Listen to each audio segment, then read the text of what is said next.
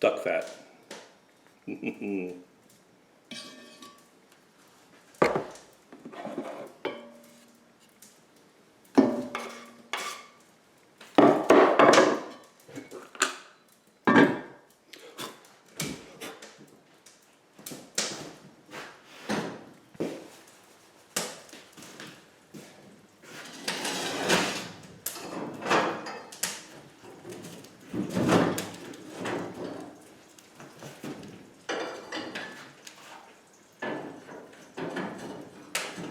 Okay, we'll just give that a couple of minutes. What this video is today, I'm kind of thinking that I'm going to deal with two things at the same time. See if you can still see me, I think so. So,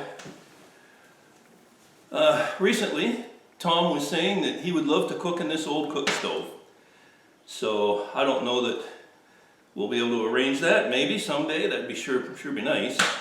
But in the meantime, this is the best I can come up for you, Tom.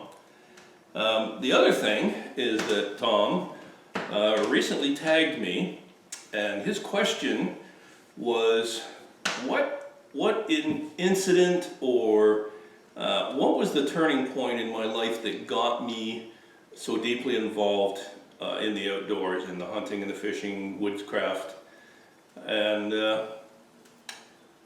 I've been thinking about that for a few days now, and that's a tough question. I really, there was really no single incident that got me started in terms of like a special outing or whatever. I grew up in a country area, so there was lots of wildlife and opportunity to be outdoors. I just had to walk outside.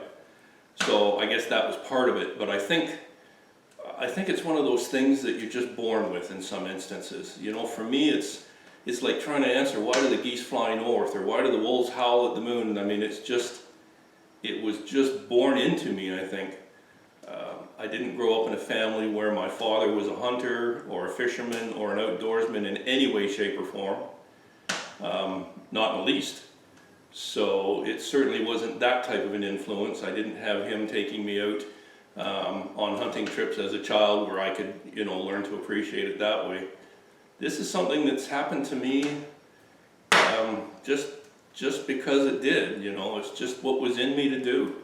That's the best explanation I can come up with. I really can't say that there was a particular area or a particular time or an individual trip that triggered all this. So we've got our onions just nicely sweating in that duck fat. Just actually not really caramelizing. That's perfect. So what we're going to do now is I took the opportunity to soak the beans overnight, and so now we're going to add the beans in and some of the other items and let it get cooking. This is looking good. Here's a nice piece of salt pork that I made myself from a hog I butchered last year. It's not for you, Timber, don't touch. So I'm going to just plunk that right in there. Oh yeah, whew. That's hot. And in addition to that, I brought some tomatoes. I'm just going to slice these just a little bit. These are canned tomatoes, stewed. They're the kind that you get in any supermarket where they have a little bit of an herb and spice mixture in them, whatever that might be. So we'll just put those in there. Oh man, I'll work up an appetite just thinking about this. It's not the same as doing it yourself, Tom, but I'll tell you, I wish you were here, buddy, because this is, it's already smelling good, and it hasn't even started yet. Now we're going to take a little bit of molasses, and I think maybe we probably want a tablespoon or so. So I'm going to just, here, we'll just set that right in there and let it soften up off my spoon.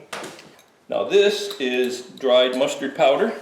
We want just a little bit of this, and I'm going to get a little spoon for that. We're going to put a little bit of dried mustard powder in. You don't want too much. This stuff's pretty strong, as most people probably know. So we're just going to put just the tip of my spoon in there. That's all that's going to get. And to balance the flavors off and give it just a little bit of life, we're going to put in a little bit of vinegar, not much. That's probably I think we want about 1/4 cup. Let me just double check that. I'm going to show you the book that this came out of. Yeah, 1/4 cup. So that should be pretty close, maybe a tad more, just a tad. And last but not least, we have some tomato ketchup and brown sugar. And I put the brown sugar, I just plunked a little bit on top of the ketchup here simply because it was easier to transport out here. There's no trick to it, it just made a few less things to carry. So a little bit of ketchup. So as I was saying, it's there is no single incident that really set me off on this path. It's just something that I was always interested in, grew up with, grew into. And I'm the kind of person who, when I do something, there's no point in doing it halfway or sort of why bother putting the effort into it. So if I want to learn something or if I want to learn a new skill or whatever the case is, I generally kind of go whole hog on it. But the majority of what I've got, what I've learned, is self-taught. Anytime there was an opportunity to spend it with an old woodsman, I certainly jumped at the chance. And it happened, you know, from time to time. It wasn't a regular thing. I didn't have a mentor or a specific person that I was out with frequently. But once in a while I would get that chance. And most of it is by application. You know, studying it, reading it, trying it, experiencing it. That's the biggest thing. Go out and do it. You're not going to learn anything just reading it in a book. You might learn the technical facts, but you're never going to develop the knack for it, the muscle memory, the actual ability to go out and do it. It's not a matter of doing it when it's, you know, when it's a perfect situation like this. It's a matter of being able to do it quickly and efficiently when you're under a tremendous amount of stress, if that ever happens, in an emergency situation. And things are 10 times harder, even simple jobs are 10 times harder when your hands are half frozen, you can't bend your fingers, the wind is blowing, you need a fire desperately. That's no time to be trying to rely on something that you got out of a book. So yeah, this is basically the only answer I could come up with. I've just spent, well, literally from the time I was 6 or 7 years old, running around out in the, you know, the back of the property, and then beyond and beyond, canoe tripping by myself for days and sometimes 2 or 3 weeks at a time. That's just the best answer I can come up with.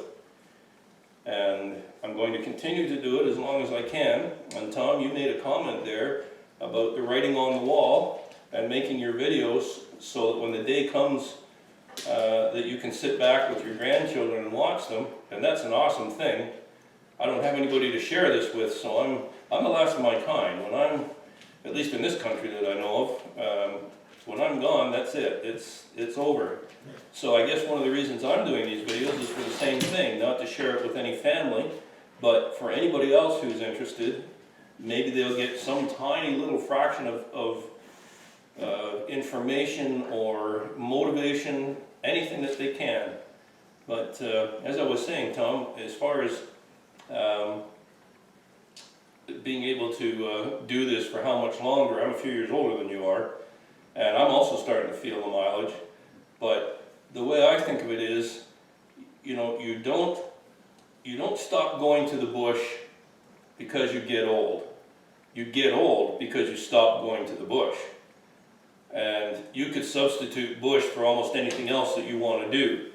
You know, 9 times out of 10, when you quit, I don't know that it's necessarily you don't have anything to live for. That's pretty dramatic, but it almost seems that way. You know, you just suddenly you just seem to fade away pretty quick because you haven't got that thing to look forward to.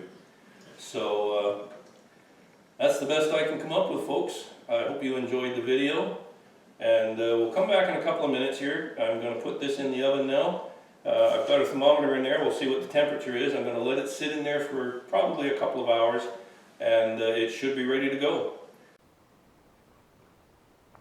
Just give you a sample of what this smells like in here. Oh my goodness. I think it's time to put this baby in the oven. Oh yeah, look at that. What are you doing, bud? Good view? Here, let's move over here a bit. See what we can see. Oh yeah, look at that. Isn't that pretty? Aren't you a lucky dog? Look at the place you've got. Look at the swimming pool. Aren't you lucky boys? Casey's here with me as well. Just the two. Casey's right there with us. There he is. Good old Casey, my old boy. Okay, it's been a little over 2 hours, I think. Pretty close since I put it in here. Back timber's hot. And the stove is starting to burn down. I'm going to let it burn out. Here we go. And I'll bring you over. Whew, that's cooking hot. And let's just see what we got here.